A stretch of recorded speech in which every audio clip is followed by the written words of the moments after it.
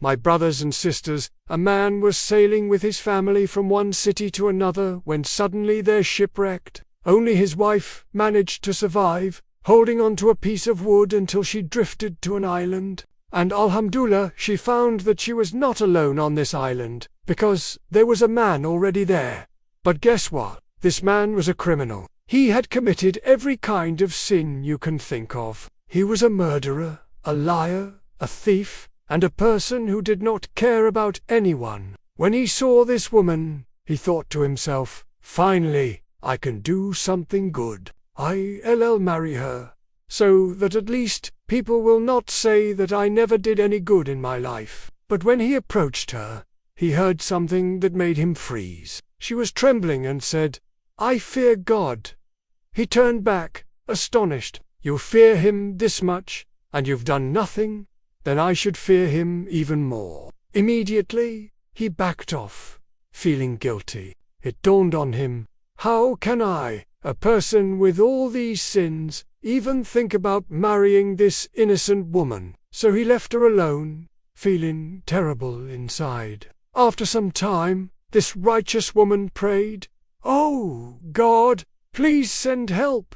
I am tired and hungry. Suddenly, a big wave lifted her up and deposited her safely on the shore. The criminal watched in awe as she stepped onto the beach unharmed. As she sat down under a tree, he couldn't help but approach her again. Driven by curiosity, he asked, Why didn't God punish me for trying to assault you? She replied, Because you feared God, even though you were a sinner. God protected me because you feared him.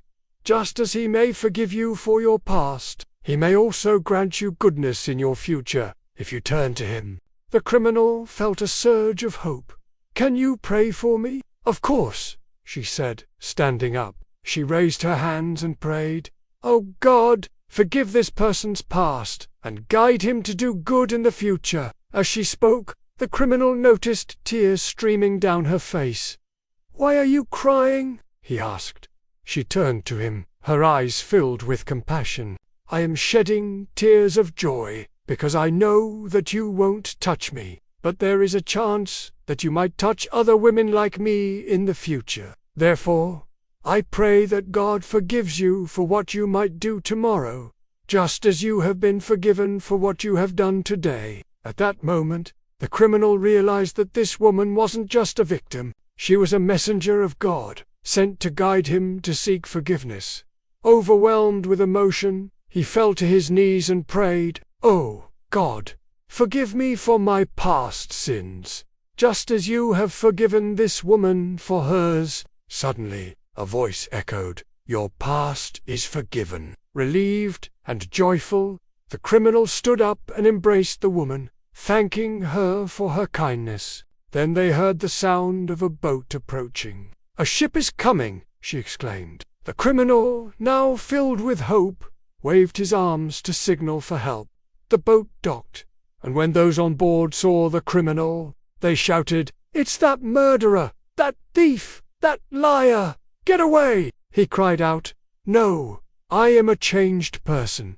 Please don't harm me. They hesitated, puzzled by his transformation. One of them asked, Did something extraordinary happen to you? He pointed towards the shore, where a mosque had appeared, built with bricks and stones. Astonished, they rushed to investigate.